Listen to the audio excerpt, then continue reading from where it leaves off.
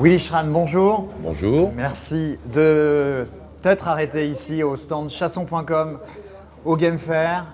Justement, deuxième mandat, quel est ton plus gros objectif pour ce mandat? S'il y en a un que tu dois retenir.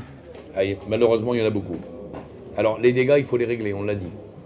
La venaison. Il est temps de gagner le cœur des Français, non pas par effectivement la pratique de la chasse, mais parce qu'on le met dans notre bouche. Voilà. Il y a un sondage qui m'a beaucoup marqué, qu'on avait fait, le premier sondage qu'on avait fait l'année dernière. Il y avait 55% de Français qui n'aiment pas la chasse, ce qui était déjà beaucoup moins que ce qu'annoncent les écolos, la NUP ou tutti quanti.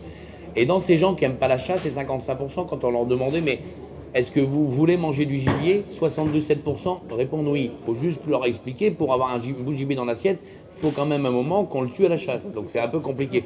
Mais c'est pour vous dire comment les mecs sont déconnectés.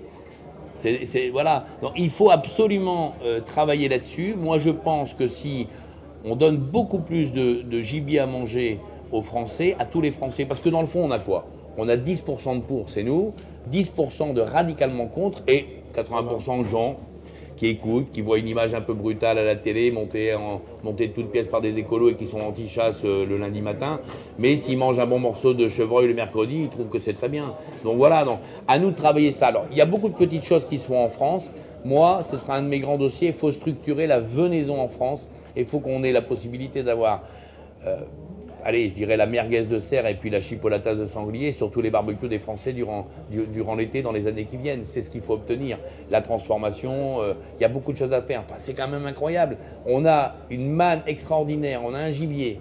C'est une viande qui n'est pas grasse, c'est une viande où il n'y a pas de médicaments, rien. Il n'y a pas plus bio, il n'y a pas plus naturel. Et qu'est-ce qui rentre sur nos étals dans les hypermarchés, par exemple? 80 ou 90% de viande qui vient des pays de l'Est ou d'Australie. C'est quand même le comble. Tout ça pourquoi? Parce que c'est tellement compliqué maintenant. Effectivement, quand tu as tué un sanglier, alors là tu dis, bah, pas la balle de panse, ça a touché un os.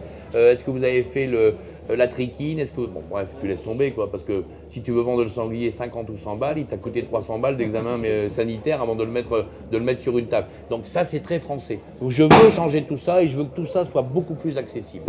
Donc un gros chaland. Après, il y en a plein d'autres, hein, mais il y a le gibier d'eau. Il y a quand même un moment, il va falloir trouver une solution. Cette gestion adaptative, il faut la mettre en place, évidemment. Il y a ces chasses traditionnelles.